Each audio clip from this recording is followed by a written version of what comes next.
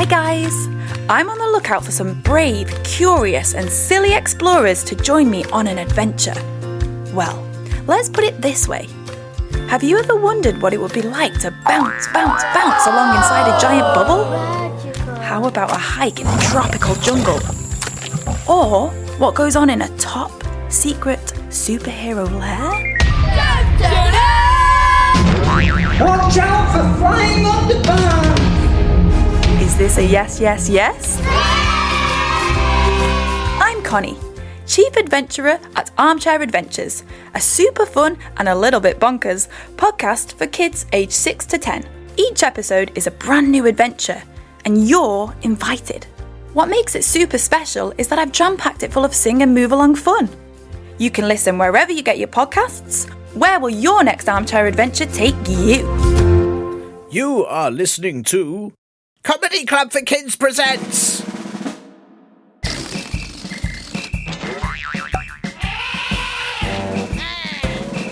Radio Nonsense, Radio Nonsense, Radio Nonsense, Radio Nonsense, Radio Nonsense. Hello and welcome to Radio Nonsense, the official Comedy Club for Kids podcast that's suitable for all ages from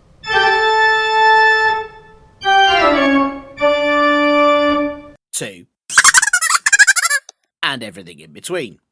I'm Tiernan, and look, I'm sorry everyone, I know it's that time of the year and it's meant to be the Halloween special this week, but, well, I have to pop to the shops instead. I mean, you all know I'm the usual host of this podcast, but some of you listeners might remember that over summer there was a really awful, completely stupid guest host who promised to look after Radio Nonsense while I was on holiday. And they didn't actually do that at all. And so I thought, well, that's that then. I'm never, ever getting them to pod sit ever again. But I really have to go to the shops, and I suppose this is scarier than any Halloween episode. I got this in the post.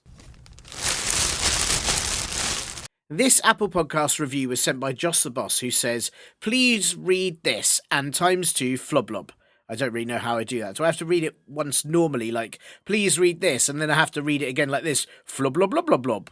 Is that right? Okay, well, I'll try as you are indeed the boss, Joss. So, she then says, we need more BlarBla.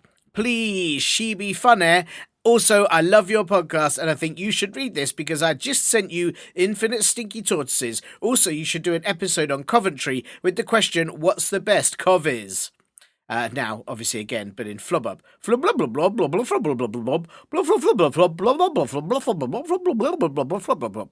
There you go, as requested. Oh, and there's the Infinite Stinky Tortoises. They smell a lot like someone insulted a sunbathing cabbage, and then it farted itself to hospital. No thanks for that at all. And maybe I could do an episode on Coventry, but you've already answered the question, Joss. Well, unless the question was, what's the best Cov is, in which case it could be Coventry, or it could be Steve Cov is, who's pretty good, I guess. Well, he's not, he's rubbish. But, okay, let's address the important bit of your message. You want to see more BlarBla. Why? I mean, I don't know why anyone would want to see her again.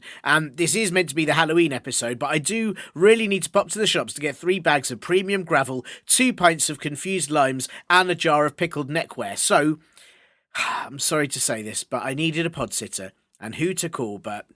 Hello, it's me, BlarBla. Thanks, Tiernan, for letting me do pod sittings. I'm so good at it, isn't I? Thanks. I can do the Halloween episodes, no worries. Who's Ian? And no, you are a terrible pod sitter. Last time you blew up the whole Comedy Club for Kids HQ. Do you remember? That was the worst.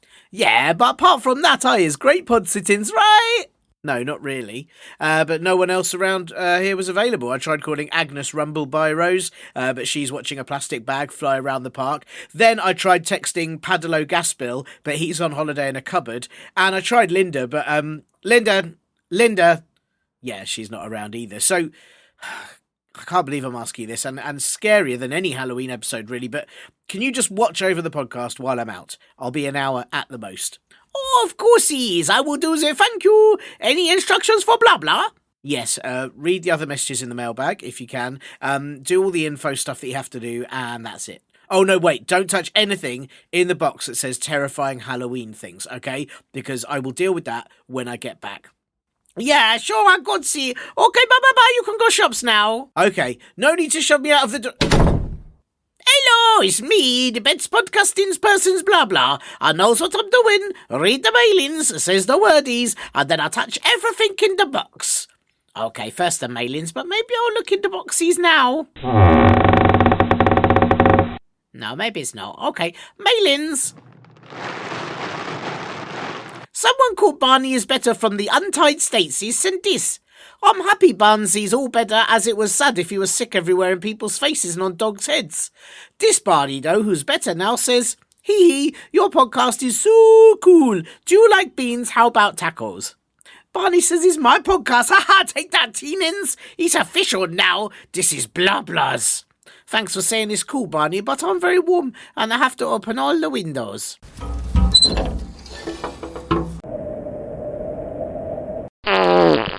Oh no, the farting animal's blown away. Ah well. Barney, I don't like beans and I do like tacos, but I likes to make a taco with an old pair of pants and then filling it with things from the plug hole. Yums. Okay, now maybe the boxies? Okay, maybe it's not yet. It's a bit scary. Okay, then this message from Sigma Alpha in the Untied Statesies. Oh, you might know Barney. This board says, I am a Sigma Alpha. I don't know what that is, but I hope it doesn't make your nose tickles. Then they says, this podcast is the best and the funniest by the same person that wrote away, I am the same person that rode with this title Melsner. Oh, are you free peoples then? Thanks to all of you, and so nice you share a computings. Boxies now? Okay, not nows. Okay, now's informations. If you've got questions you want to have said on the podcasts, then I get your closest grown-ups, big soup faces, to help you send writings to podcast@comedyclub4kids.co.uk. Also, sned all your monies to BlarBla at BlarBlasBestestestFace.face. And also send me a lizard. I want a lizard, and I'll call him Jeffley. Thanks. Okay, now I'm deaf gonna touch this box that says Hello Ian on it, and while I think about doing it, you put to your ears this most important as bits. Yeah, right here on Radio Nonsense, it's Sam C, aka Sam, who's tried every known flavour of jam, aka Samson J. Sea Lion, top entertainer for all sea life, and as all of our listeners who are creaky doors know you, but Sam, you are very well known for your ventures into virtual reality, where you wear a headset and really feel like you're wearing a headset and playing VR, but you aren't, you're just wearing a headset, for designing the world's first eco-friendly spaghetti carbonara converter, and, most famously, for your many campaigns to release chairs from out of human control because they're tired of being sat on. Sam, it is such a joy to have you here. How are you doing? I'm doing fantastic. By the way, was my father's name. Please call me Sam. I'm so sorry. I'm really not literate in creaky door chat, and I am aware that I've probably upset a lot of creaky doors out there. That's fine. It's forgive and forget in the creaky door community. Like, you're me hinges, Sue hinges. Oh, that's lovely. That's lovely to know. It's times when you walk into an old building, maybe even a haunted building, and they're all talking to you, and you just feel so stupid that you can't communicate back, you know. You know what? My house has the chattiest doors. You're always so shy about it, and I'm still trying to get the chairs on my side. I have been a furniture activist. I have been on the front lines of IKEA's fighting all of those lovely lawn chairs and at Asda. That's what I do. I represent my people. Wow. The common dresser to the odd ottoman. That's beautiful. You must find that hard, because I have to say I'm a huge fan of all your campaign work, and I think it is a brilliant thing to want to I release chairs into the wild so they can frolic in the woods like all the other happy animals. But you know, what do you do when you're tired and you need a sit down? When I'm tired, I sit on the earth.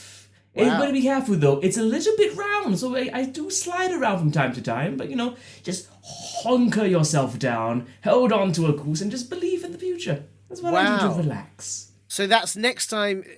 So say if you want to watch the TV in your home, we should be scooping up soil and just smearing it into our carpet and then sitting on that?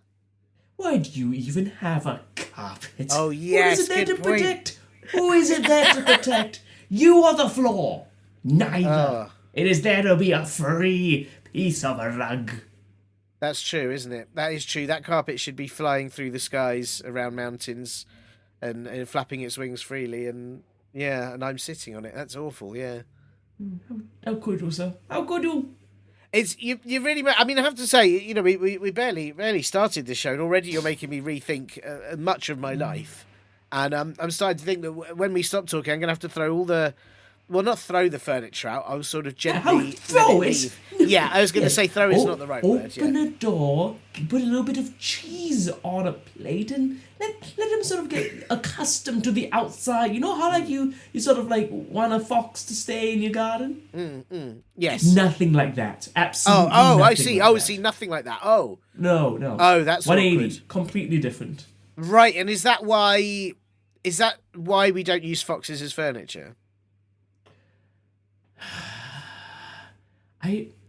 You know I wrote a paper on this. You know I spent Yes. other 10 decades of my life working on this. I am Sam C, furniture activist and fox expert. Yes, I know. I I'm know very so, aware, like, yeah. you know I wrote the book literally on fox facts.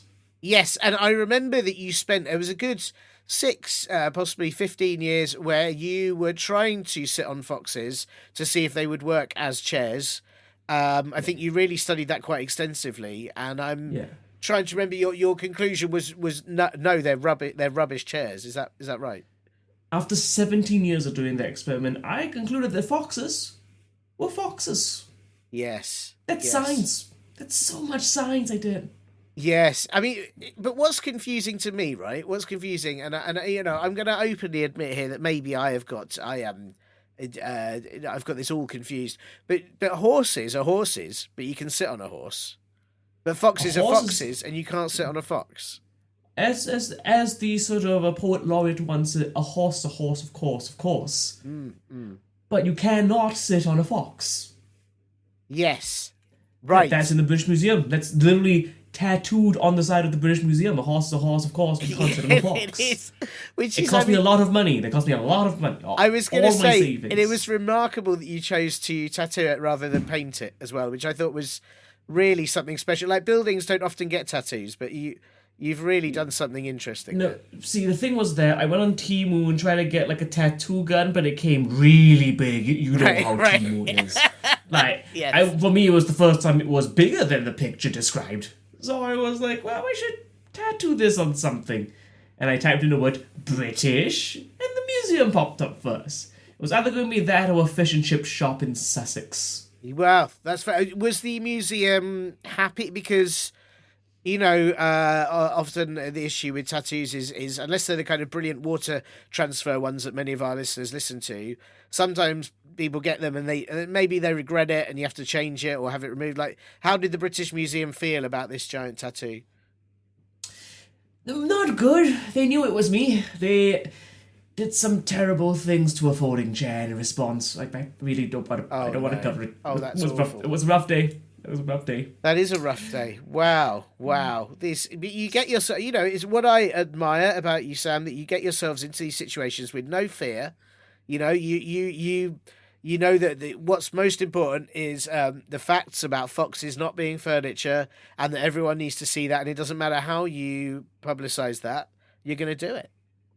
Yeah, I mean, I have been fighting for this cause for 28 years now, and it's been more than half of my life. Sometimes you need to have that passion. Yes. For foxes. Yes. And Right. furniture identification. Yes. It is. It's sort of those things go hand in hand when you put it like that. Which, as foxes don't have hands, that can be quite hard to do. But it definitely makes sense, and I think it's remarkable that you've chosen to pursue this with most of your life now. Really, do you ever find time for hobbies or anything else? Or Yeah, I know. After you've been doing it for like 34 years, you find like the chill stuff. You know, you know what I really love? what? Knitting with pasta. Wow! Oh, wow! Amazing. What sort of? Now, I suppose actually, I've got a lot of questions here. I'm guessing, is it primarily spaghetti, linguine tagliatelle, the kind of string-like pastas? Yes, I mean, I did try to once sew with rigatoni. It's a really short session. Yes, I bet. What did you manage to make? Like a sort of a I finger managed to scarf? make no, just like a hat, but there was a hole on the other side. Right. Okay, I got it. And because things like penne, pretty tricky to do Penny penne. was penny. You can't really. You can lick a penny, but you can't sew it. Right. That's also tattooed on the other side of the penny. Right, sure, yes. I thought, as you said it, I thought that seems very familiar, that phrase. Yeah, And I had to warm up. You know, when you do a tattoo, you got to do a test one first. Yes, that the makes other one. sense. And I was like, and I was like, there's like wondering what I was gonna tattoo, and I looked down and I saw like, you know, it was my arrabbiata pants, and I was like, oh, maybe this. That makes sense. I was going to ask you what you make with the with the lengthy pastas, with the pastas that are good for sewing. What's been your greatest? I mean, I know it's a hobby. I don't want to take the fun out of it by making it too serious. But what have you made that you're most proud of? Oh, it's probably the space station. Wow. You know the one that's hovering over Greenland right now? Yeah, that was me. The International Space Station. Hang on a second. Yeah. Sam, does the ISS, is one of those S's for spaghetti? I mean, we didn't want to get the word out so soon. We're going to surprise the Earth, but you know what? It's a Radio Nonsense exclusive. Surprise! Wow, I am so honoured that you would bring this to the show. Thank you so much. I mean, I didn't know that. I suppose you weave it so well that it's space proof. Is that how it works? That has always actually been the secret of space. Space is actually an acronym for spaghetti. ACE. Wow. Hang on. So is all of space spaghetti, or is it just that it's great for spaghetti? No, it's sort of like you're basically on one giant noodle in space. Right. One giant spaghetti noodle. All of the planets are actually meatballs. Wow.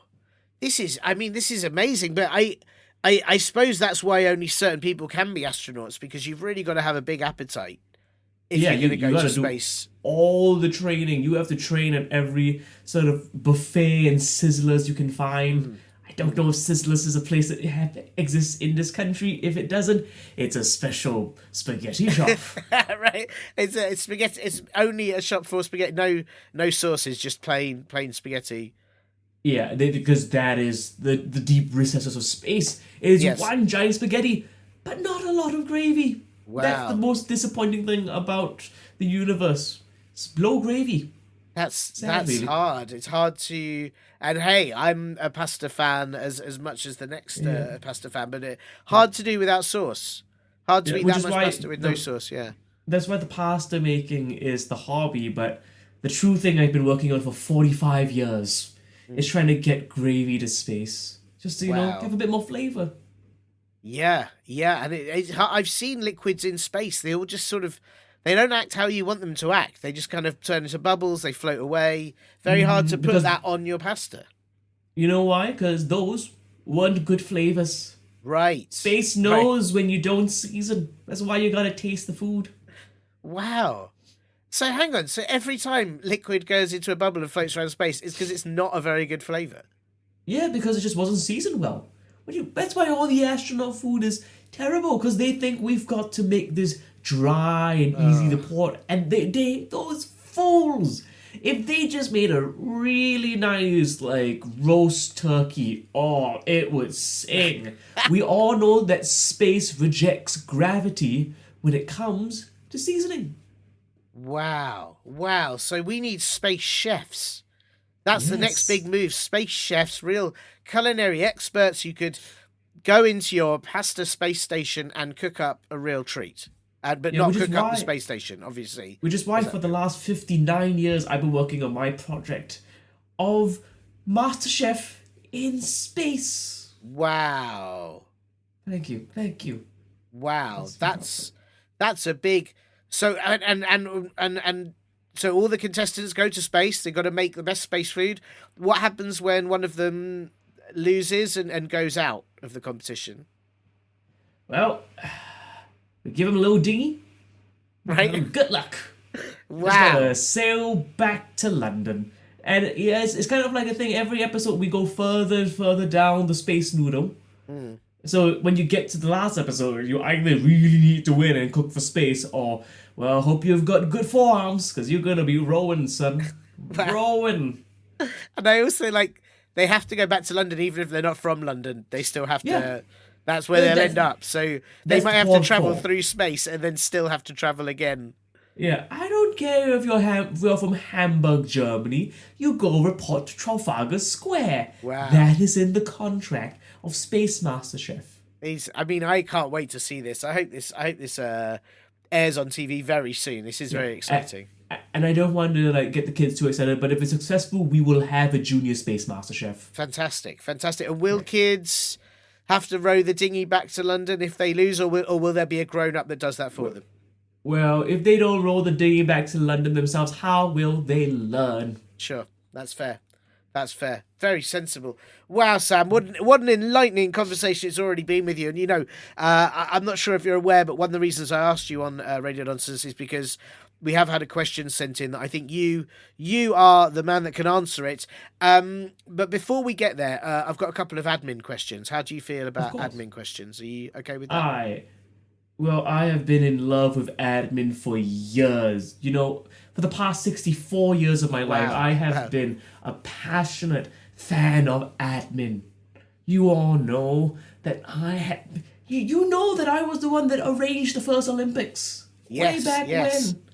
Because there was just a bunch of dudes throwing a bunch of sticks, and I went, hey lads, why not together? That's in one nice. field. There's a bunch of people running everywhere, and I was like, gang, what if we ran in one direction towards a ribbon? Wow. And by Jove, it worked. That's why you need admin to control things, because fun is only better when it's mandatory I love it. and in a safe environment. I love it, and I'm constantly grateful whenever I see the Olympics, like recently Paris 2024, and I did think if Sam hadn't organised, and all these intergroups and created a kind of format for this would be chaos. This would be so because much chaos. The problem of it was that it was a fine Olympics, but we were just missing that thing. We lacked the fear. We've taken that out of our Olympics. We lack the fear, the haunting imagery.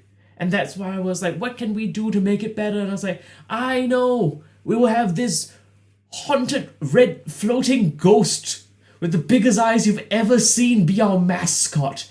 Does it look like a liver? We'll tell them it's a hat. It will confuse people. Yes. That's the point of the Olympics. That's the point of admin. Or its original Greek name, administrata. Wow, right. Is that what the Olympics was originally called? Is that the... No. Oh, right. That was what admin was really called. That's what admin was called. Don't be ridiculous. Come on. Well, it was more because I was thinking. I was thinking because the Olympics is so, the admin is such a necessary part. I didn't know if it was the Administrator Olympics. No, the administrator helped to admin the Olympics. I see. Originally called Ollie Ollie Ollie. Right. Oh, so the Olympics originally got right. I got it. Right. Yes. And then you gotta bone up on your Greek. I mean, I've been studying and been passionate about the Greek language for 78 years of my life. Yes. But of course, you're an expert in it, and I'd forgotten. I remember reading before that it used to be called the Ollie Ollie Ollie, but the problem was people would always shout oi oi oi after it was said, and it became very repetitive, so they had to change the full name. Yeah, it was a whole lawsuit with Australia. They got really involved with it. Yes. And I mean, they've got, Lord knows, they've got troubles of their own. They don't know what the sky looks like. Which is very unfortunate. Very unfortunate. It's an Australian problem, and we've been trying to fix it for years. This is, I've been trying to study Australians for 91 years of my life now. Wow. Big passion. Yeah. Wow. And it's anyone listening, for just $1 a day, you can help an Australian understand the concept of the sky. Wow, that's amazing. What does that $1 do? Where does it go to? We sort of throw it over them and ask them to wish upon it. And as they do, they're like, oh, what's that above us? And I go, the sky. They're like, Wow. what? And I'm like, yeah. That's beautiful. That's really beautiful. And of course, then they forget about the wish and the dollar, and you can just collect it afterwards and buy some snacks. Yeah, that's how I get my funding to make all my pasta clothes. Yes, gotta come from somewhere. brilliant, brilliant. What a Barilla genius. is expensive. Barilla is expensive. I understand. I understand. I mean, well, listen, Sam. You know, I don't doubt whatsoever that you are very good at admin. So let me. I've got two admin questions here. The second one, I think, is much harder than the first. But you see how you deal with them how you need to. I know you're Okay. very good at all of these sorts of things. So question number one is quite simply, what is this? So, for 109 years of my life, I've been passionate about this. Specifically, the spelling of it. Oh, THISQ apostrophe Y skull mark. People Wow. forget the skull mark. It's a silent. The last few letters are always silent when you pronounce the word this. See, and that's the thing. There's a lack of respect of silent letters. yes.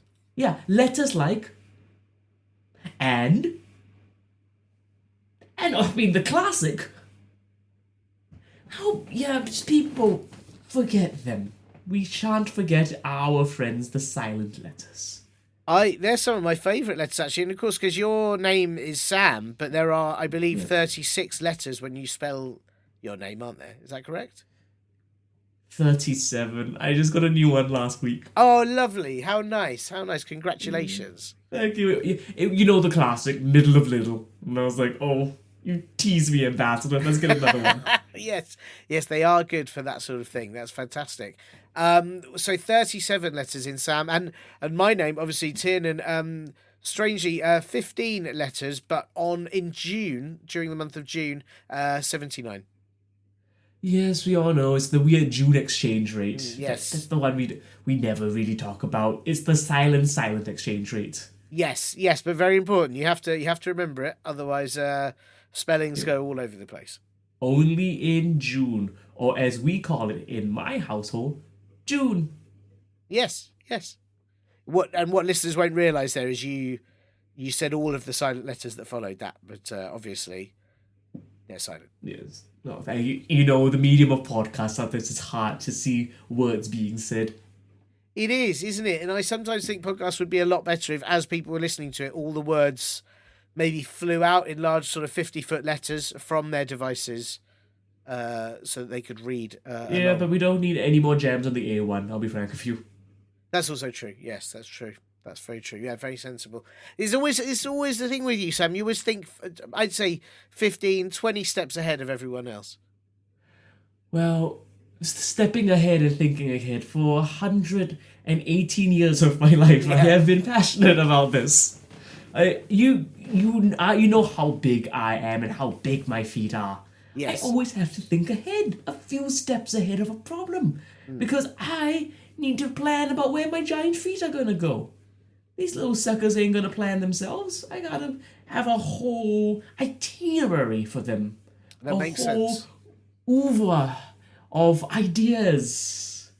Yes, and of course, when you wrote the report about that, it contained all the silent letters that were necessary, and so the report itself was so large, people had to plan where they were going to put it before they read it.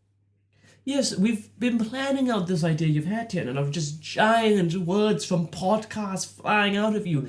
The issue, though, is the gravity. After my work in space, I realized that we need to season our words. That's Right. the thing. Right. Season our words. Use more adjectives. Right. Big ones, tiny ones, but use it all over. Be delectable, delightful, be beautiful about it. Hang on, so when you season the words, you're not just pouring gravy on them? No, see, this is the problem with you people in the UK. There's other things you can season with than just gravy. I mean, Oh, I gravy's see. fantastic, of course, don't get it wrong, but there's cheese. You can season with cheese. You can season with oregano. You can season with Wi-Fi. You can Wow. season with the concept of a hug. Oh, that's Everything's beautiful. perfect. Yes. That's beautiful. Wow. Well, listen, I mean, again, it was a simple admin question, but you took it much further. It wasn't I think when we asked what is this, we weren't expecting this to be that. And that is really quite remarkable. Nope. Thank you, Sam. That's Thank different you. from this. Be careful about that. Oh, I'm sorry.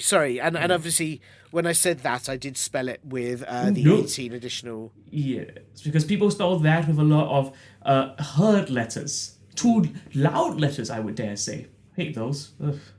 Yes. Showing off. So next time we say that, we should be saying at. No, just say that, but not that. Right, I got it. I'm sorry, it's quite confusing. I'm such a newbie to all of this. Well, listen, okay, well, thank you, Sam. Thank you for answering that one. The second one, I'm going to warn you, I think this is hard, but, you see how you deal with this. Sam, would you rather get bitten by a mosquito every single day or have eyes on your hands instead of on your face? The problem with this question is that I'm from Southeast Asia, so I already have gone through the first one. You've already got bitten day. by a mosquito every day. Every day! Yeah. Don't you know in that Southeast Asia you have a land-appointed mosquito that's your pet? Right. I hadn't realised. So you have, it's the same mosquito every day, and it's appointed to you to specifically bite you. Yeah. Larry was his name. Right. He was like, I wasn't fond of it, but, he was doing a job that was what he was appointed to do. His father was a pet mosquito in Southeast Asia. His grandfather was a pet mosquito in Southeast Asia. He'll be a pet mosquito in Southeast Asia. Secretly wants to be a dancer, but he can do that on the weekends. Yes, of course. And I suppose if he's not, biting you, he's going to be too hungry to dance. Yeah, it's kind of like bite on a Monday to Friday, bossa nova on the weekend. That's nice. That's a nice way to do it. And how did you find being bitten every day? Was it, I suppose, did you kind of get into the routine of it? Yeah, I mean, mosquito bites are much more boring in Southeast Asia compared to here. The pet mosquito comes up and he goes, "Do you mind, your majesty?" I tip the ceremonial hat and I go, "My lord." The paperwork comes in and we gotta sign a few forms, and then after that, big bish bash bosh, Bob's your uncle. Oh no, Bob, come back, and it's all done. Wow, yeah. It's Bob. Bob is always there and then runs away, and it's a constant problem, that actually. Yeah, the problem is that there's only one Bob in all of Southeast Asia, so he's all our uncles. We've got to share him. Yeah, and there's a lot of work for him to do. There's a lot of countries in Southeast Asia. He's really got to get everywhere, do a lot of travelling. He's got tiny legs too. That's the worst part. Just horribly tiny legs. Just big frame, big body, tiny legs. He's like Spam if you stuffed 2 chopsticks into it. That's what he looks like. Wow. Which should make it... I mean, he should really think about rolling everywhere. That would be much quicker. He tried it once. We're not going to bring up the Great Mosquito Accident of '95. Very good idea. Very good idea. This is a children's podcast, and I do have to remember that even though our listeners could be anywhere between 6,000 and 4,000 years old, we can't... There's certain things we shouldn't discuss. Yes, the Great Mosquito Accident of '95 was... Oh, Bob still remembers it like it was yesterday, which it was. Yes, it was. It was. Absolutely, it was. But also, it was in '95. Yes. Yeah. Yes. So you would you consider having eyes on your hands instead of your face? Yeah, sure. Rather than being bitten by a mosquito? Yeah, you give it a go. Sure, yeah, sure. What about putting gloves on? Ooh, do the gloves have spectacles on them? I just don't see why you couldn't make gloves with spectacles on them. Yeah, we make some spectacles or galacticals. Galacticals, yeah, we'll make some galacticals. Galacticals. Would you have both eyes on one hand or one eye on each hand? Because then you need galacticals on each hand. I would do both eyes on one hand, so I have one hand to see and one hand to hold the cheese sandwich. Very good, very good. And then you can look at the cheese sandwich with the other hand and guide it to your mouth. Very sensible. Kind of like it's just a really slow face palming is what I'm doing. Just slowly moving a sandwich towards my mouth. Yes. With another hand trying to get towards my face to see where the mouth is. That sounds good. So I suppose the question is that better than your designated 1 mosquito bite a day, or would you still prefer the mosquito bite?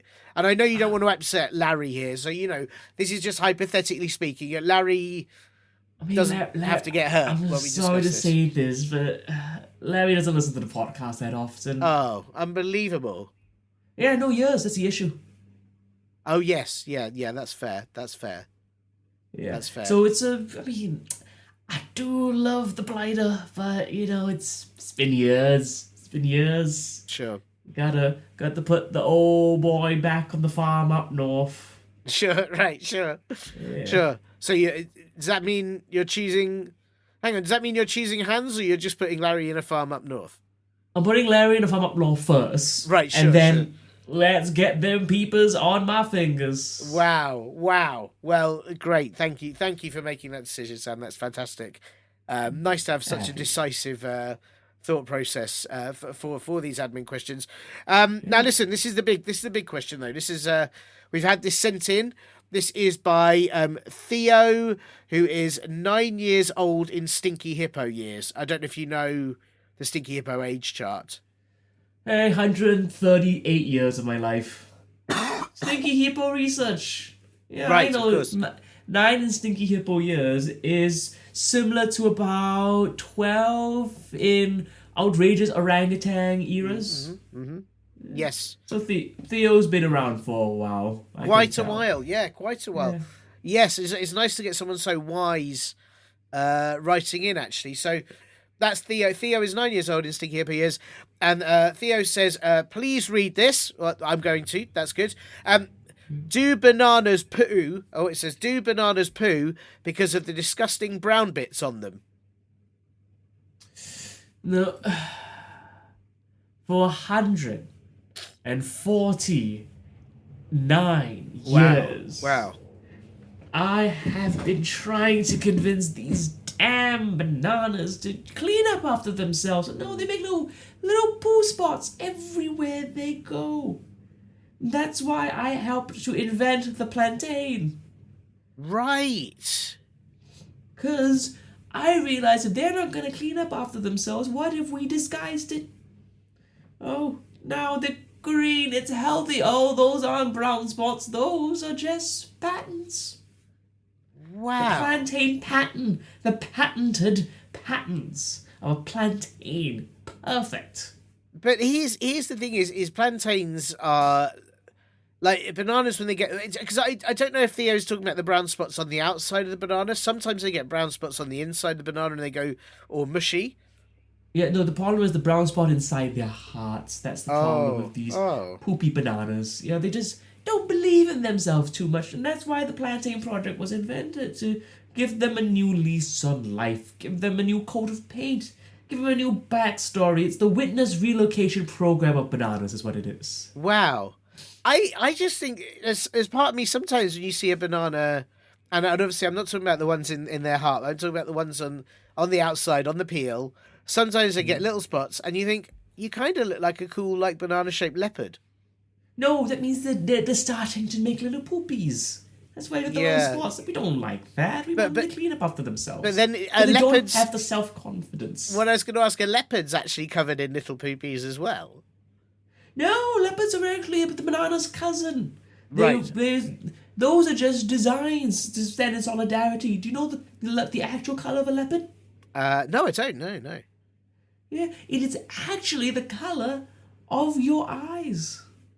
Whatever eyes a person has who is looking at a leopard, that's the actual colour. Wow. Leopards are kind of a reverse chameleon. They match the eyes colours you have. He does it for everybody. Do it for everyone, but because, they just want to, just a bit of a, friends of the bananas want to show some solidarity, so they wear the colours. That's great, and I suppose it but helps only when bananas are playing a home game. When it's an away game, they got to change to the different outfit. colours. Yeah, of course. I was going to say, it also helps the leopards disguise themselves among the bananas if they need to. Yeah.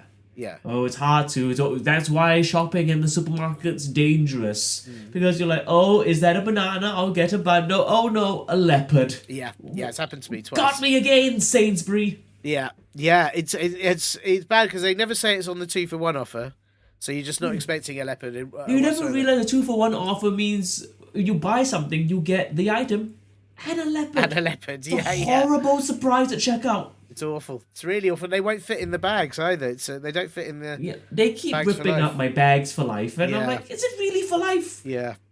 It's awful. Awful system. I would go into a tangent about how the bags for life are really not for life, and they tear on the easiest. What is that thing? Of everything I studied in all my years, that is the thing that makes the least sense. Why are the bags for life so fragile? Yes, that's true, isn't it? That is true. I wonder that because also I've never bought a bag for death, but if you buy a bag for death, I assume does that last as long or longer or not as? I don't know if they sell those as well. No, a bag for death. That was a play by Samuel Beckett, I believe. Right. I see. Yeah. Yes. We all know that long plays, really boring, kids. You don't need to watch it. All you know is that at the end of the play, we were the monsters the whole time. Yes. And that's good! It was good. It also had that lovely surprise bit where a leopard leapt out of a bag, and that was the end of it. That was the end, and everyone went, "Oh, I see." Yeah. This That was the problem. That was the problem with a lot of Samuel Beckett's plays. It just ended with a leopard attacking the Every front row. Every time. Every time. Yes. The problem is that it was always a different leopard. That was the little trick he had. Every time it was a different leopard, you're just trying to figure out, oh, which leopard is it this time? And you're like, oh, it's Bobby. But it was nice that he gave so much work to leopards in the acting industry. You know, you think about it, you always knew if you were a leopard, you knew your turn would come. You would be in a Samuel Beckett play. Yeah, there's a lot of these leopards hiring agents just to get into a Samuel Beckett play. Some of them start Instagram accounts just to sort of talk to Samuel Beckett, but they can't because he's dead. Yes. Probably because of a bag for death, but we don't know. Yeah. We just don't know. It's just to go back. I suppose we should say bananas, if they are pooping, and they are pooping, as it seems, they're still okay. Is it okay to eat banana poop? Because often you will get bananas; they will have brown spots. We still eat them. Should we be doing that? You can eat a banana, just not its poop. That Right. should just be the general advice in life. Hey, gang, don't eat poop. Yes, very good. You take Very- anything away from today's show is that Chaz deserve freedom and don't eat poop. Great message. Thank you. That was great message. And I think Theo hopefully will really appreciate that and probably something he really needed to hear. So I'll wait for Theo's paper about banana poop and how many years he's been passionate about it. Find your passions, gang.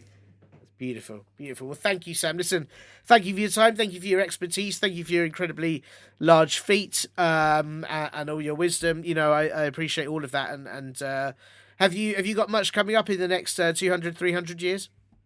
Yes, so I'm actually staging a musical review based on the life and times of one specific house somewhere in Bainbridge. Wow, that sounds fantastic. Yeah, we've signed Lin-Manuel Miranda to come in. Brilliant. Not to do the songs, to actually do the choreography. That's the fun thing. Oh, nice. Changing it up, keeping him on his toes, literally. Actually, yes. Yeah. Well, he is such a good dancer. He's developed all kinds of specialty moves, like the front porch. And I'll do it for you now on camera. Wow. Listeners, you've missed. I'm so sorry you've missed out, listeners. You have to wait until the music that comes third out. the third black clip is always the hardest in that move. Yes, but you did it with such grace. You really did. You really made it look easy. I think. Yeah. And I'm excited to bring this play. Is gonna be One House to Live. That's the name of it. Judi Dench stars as the house. Wow. Her greatest Never role. believe who we got as the carpet. Who did you get as the carpet? A hen. Wow. I am so excited about this show, and it's gonna be. Is it gonna be touring or is it just in the? It is in the idea of your mind, which is lovely theatre. I know you've played that before. It's a bit of difficulty getting some seating sometimes on that night. So make sure you guys go to the theatre. Remember, the idea in your mind, not that one. Right. Yeah, that one. The other That's one. the Yes. Yeah. I mean, it makes sense to set it that. I'd have thought touring Judi Dench when she is dressed as a full-size house, that would be quite tricky. Yeah, so it was a cheap rental rate. Remember, it's that one, not that one, because that one, play that goes wrong again. Right, it always is. Always Yeah, is. it's always place that goes wrong, yeah. Always. Well, listen, thank you, Sam. Good luck with the musical. Good luck with all the studies. Good luck with the Pastor Space Station. And hopefully we'll have you back on the show soon. Thank you so much for having me. All right, the Halloween mystery box game. Thanks to Sam C for having time to explain things to Theo. And Theo, I hope you liked it because I'm blah blah and I'm nice like that. If you didn't like it, why? Don't be sad. If you've got questions to say for the answers, then ask your Uncle Bob's. Now wait, any groaning ups to help you, I means, to email me at podcast@comedyclub4kids.co.uk. Okay, now, listenings, for this boxies. I can't wait to see what happens to my pumpkins, 'cause it's mine it is. Oh, that was Spookins. Hello, Ian. Hello, Ian. No, there's something else in here, though, but it's not Ian, it's... Boo! Wah, ghosties! Books! Lots of books with slightly scary stories in. Blah, blah. Blah, blah. Oh, that's weird. I thought she'd have done something awful to the show, like exploded everything, but it seems quite normal it hit. Ah, the window's open and... You all need to come back in right now. Get in. Oh, and she's opened my box of Halloween stories. Books! Yes, books. There's loads of them. Now, which one to read for this week's Halloween episode? Maybe this one. Okay, listeners, are you sitting comfortably? In a dark and scary woods, on a creepy and knee-knocking, frightening kind of night, something awful was lurking in the podcastings. You look to the left, and there's nothing. You look to the right, and something catches the corner of your eye. What was it? A vampire? A werewolf? The worst teacher in your school wearing a hat that's really cringe? Oh no, it's worse than that. When you realise you try to run away, but it catches up, and you feel the grip on your shoulder like if an apple pie had hands, and it looks you in the eyes and shouts, "Bye!" That was horrid. Yeah, thanks. You have been listening to Comedy Club for Kids presents.